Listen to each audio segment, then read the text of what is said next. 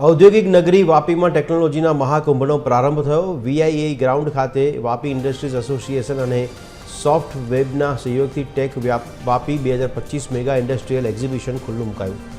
આ પ્રદર્શનમાં સમગ્ર દેશભરની 150થી વધુ નામાંકિત કંપનીઓ દ્વારા પોતાની અત્યાધુનિક પ્રોડક્ટ્સ અને મશીનરીનું પ્રદર્શન કરવામાં આવ્યું। વાપીના 8000થી વધુ ઉદ્યોગો માટે આ પ્લેટફોર્મ આશીર્વાદરૂપ સાબિત થશે। અહીં ઉદ્યોગપતિઓને એવી નવી ટેકનોલોજીનો પરિચય મળી રહ્યો છે જે પ્રોડક્શન વધારવાની સાથે ઉત્પાદન ખર્ચ ઘટાડવામાં મદદ કરશે। મેક ઇન ઇન્ડિયા અભિયાનને વેગ આપતા આ એક્ઝિબિશન દ્વારા ટેકનોલોજી ટ્રાન્સફર પ્રક્રિયા સરળ બનશે। સ્થાનિક ઉદ્યોગપતિઓના મતે ગ્લોબલ માર્કેટમાં ટકી રહેવા માટે આવા આયોજનો અત્યંત અનિવાર્ય અને ફાયદાકારક છે।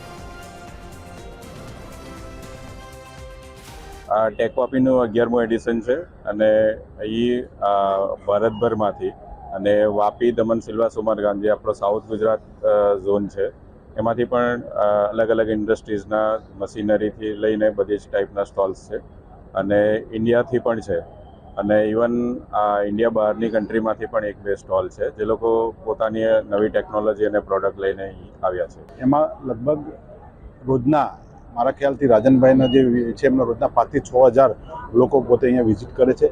બાયર અને સેલર, બાયર એટલે જે લોકો ખરીદી કરવાના હોય છે એ લોકો બી અહીંયા આવીને વિઝિટ કરે છે અને સેલર માટે તો આખા સ્ટોલ આટલા સરસ છે। એ પોતાનું જે પ્રોડક્ટ છે અહીંયા એ લોકો સામે ડિસ્પ્લે કરે છે અને નવી વસ્તુ જે ટેકનોલોજી છે એનું બી ડિસ્પ્લે થાય છે। આ રીતે ભારતમાંથી જે માનનીય યશસ્વી વડાપ્રધાન નરેન્દ્રભાઈ મોદી સાહેબે જે લોકલ ફોર વોકલની વાત કરેલી છે એનું બી આજે એક ઉત્તમ ઉદાહરણ અહીંયા પૂરું પાડવામાં આવે છે। જે વાપીમાં બનતી વસ્તુ તેમજ વાપીને જરૂરિયાતની વસ્તુના એક જ જગ્યાએથી બાયર્સ અને સેલર્સની મીટ થઈ શકે, જેનાથી વાપી ઇન્ડસ્ટ્રીને પણ સારો ફાયદો છે।